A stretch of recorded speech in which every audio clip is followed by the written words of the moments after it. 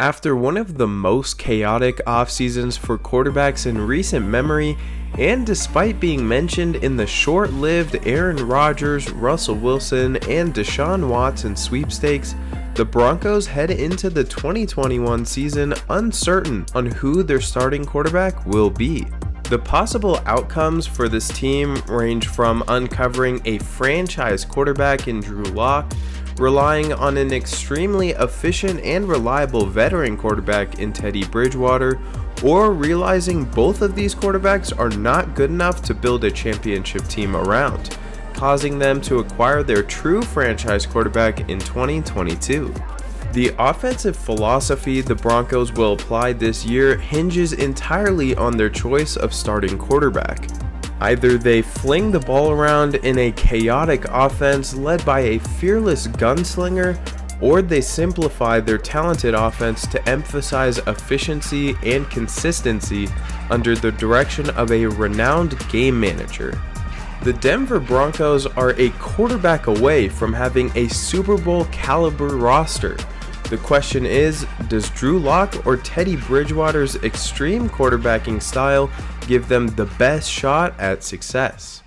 Possibly the most ideal outcome for the Broncos is for Drew Lock to prove he can be the guy to ultimately lead this team into championship contention in the peak of his career. If Lock can display immense upside consistently, and consistency being the key since he has flashed plenty of potential before, but quite sporadically, then the Broncos can feel comfortable committing to developing the talented 24-year-old under his rookie deal. When watching Drew Lock play, his arm strength jumps out of the screen and differentiates him from the majority of quarterbacks. On this play last season against the Panthers, Lock's raw arm talent compensates for his questionable footwork as he hits KJ Hamler in stride on a 43-yard touchdown strike. Prior to the snap, the Panthers line up with a single high safety and a crowded box to match up with the two tight ends. As soon as Lock snaps the ball, he feels the six-man rush and understands that the isolated boundary corners have hardly any safety help. Despite his awful footwork and the fact that he hardly steps into this throw, he rifles the pass on the money to Hamler, removing the safety from the play entirely by perfectly placing the ball outside the numbers and as close to the pylon as possible. Lock did everything right on this play. He read the defense, stayed calm within the whirlwind of humanity around him, and delivered a laser to the spot that rendered the defensive coverage useless. Even though he typically struggles under pressure, Lock's strange knack for producing in clutch situations propelled him into elite company, ranking among the likes of Aaron Rodgers, Patrick Mahomes, Tom Brady, and Russell Wilson as the quarterbacks with the best big-time throw rate in 2021, a measurement Pro Football Focus uses to track the most difficult throws that require excellent timing and ball location to be completed. For instance, on this play-action pass, Lock uses his bootleg to direct traffic in the end zone while knowingly approaching a free rusher. He waits for Noah Fant to create separation in the end zone and delivers an off-platform rocket directly into the only window possible. It is precisely plays like these where Lock flashes immense potential, fully displaying his inherent fearlessness, athleticism, arm strength, decision-making, and ball placement. The issue is that some of these traits appear and disappear at will, making Lock one of the most inconsistent quarterbacks in the league. For example, with the lead in the fourth quarter on 1st and 10, Lock decides it's a great time to show off his cannon for an arm and gets picked off for it. In 2020, Lock's average depth of target coming in at 9.1 yards per attempt was the second highest total, exposing his pure gunslinger mentality. Unfortunately, his throws are only on target 68.9% of the time, causing him to serve as literally the absolute worst starting quarterback in this category. I will say that I absolutely despise this play call. A 4 verts concept in this situation, especially with a detrimentally bold quarterback, makes absolutely no sense to me. Regardless, the choice by Lock to not only throw the ball deep against the former Defensive Player of the Year, Stephon Gilmore, but also into double coverage is purely baffling. He easily could have thrown it into a spot along the boundary where only Jeudy comes down with it, or simply thrown it away. Instead, he turned the ball over and gave the Patriots a chance to win this game. Moving on to yet another example of unbelievably incompetent decision making, Lock's mixture of inexperience and affinity for playing unnecessary hero ball are frustrating to witness. Before the snap, the Raiders stack the box and tease a blitz with a single high safety look and slight movements that signal heavy pass rush. While the blitz is disguised decently under the guise of a traditional cover 3, Lock feels the pressure, which is apparent by his frantic and sloppy footwork, and understands he needs to get the ball out quickly. The amount of pressure he faced on this play increased due to the correct decision made by Phillip Lindsay to vacate his pass blocking role, but Lock doesn't show the presence of mind to look for his design checkdown and instead tries to force the ball for a first down. Situations like these were a recurring issue for Lock, who threw the most interceptions when under pressure during the 2020 season with a grand total of 7 in just 13 games. Fortunately for the Broncos, they have the option to fall back on Teddy Bridgewater, an experienced veteran that's made a name for himself through limiting turnovers and efficiently driving his team down the field. The Broncos acquired Bridgewater this offseason from the Panthers, sending away just a 6th round pick and agreeing to pay him $3 million while the Panthers pay him the rest he is owed this year.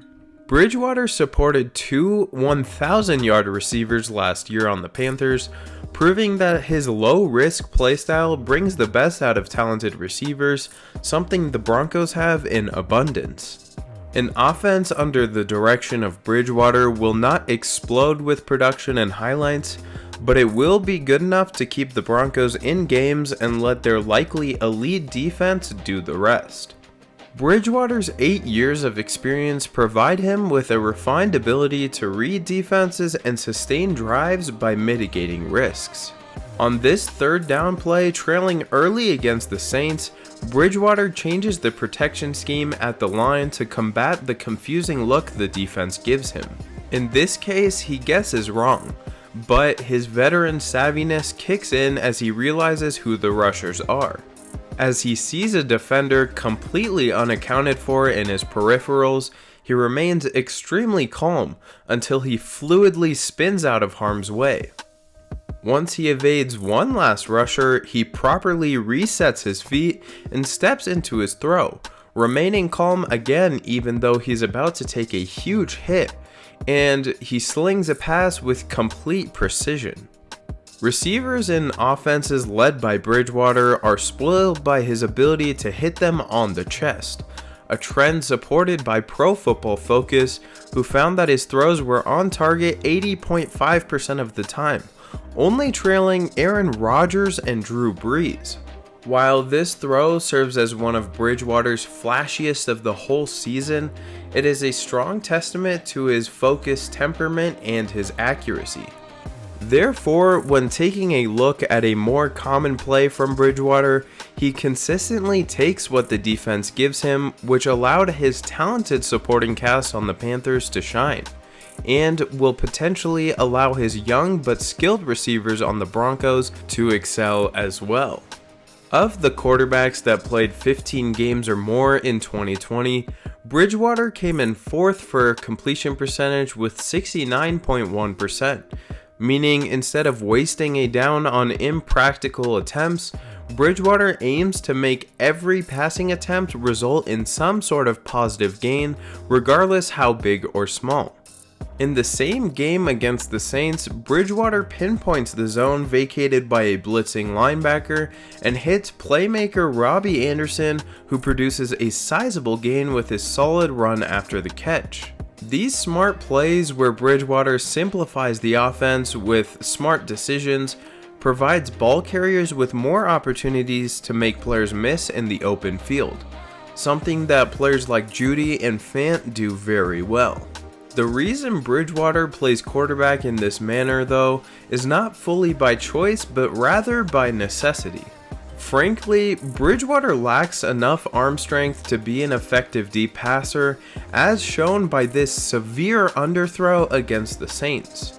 Despite throwing into double coverage on this play, he correctly assumes that an accurate pass into the end zone for Ian Thomas will result in a touchdown, but the pass tapers off near the front pylon when ideally in Bridgewater's mind this ball lofts into the back corner of the end zone. This has been a consistent downside of his game since he entered the league, and sadly something that remains to be a problem since he ranked 25th for accuracy on passes 20 plus yards downfield last year. Another department where Bridgewater consistently held back his former teams was in clutch time with the game on the line. In fact, just last year, Bridgewater went 0-8 in situations where he had a chance to put together a game-winning drive, none of which produced a more embarrassing play than this miss against the Vikings. With a chance to close out this game late in the fourth quarter on a third down, the Vikings completely blew their coverage assignment and DJ Moore became wide open without a single defender in a 5-yard vicinity. Bridgewater identifies the mistake and fires a pass into the middle of the end zone, but in his excitement he somehow manages to miss the entirety of Moore's 6.5-foot wingspan. For a quarterback as experienced and typically as accurate as Bridgewater, this play is absolutely inexcusable and unbelievably uncharacteristic, exposing how deeply rooted his struggles in clutch time truly are.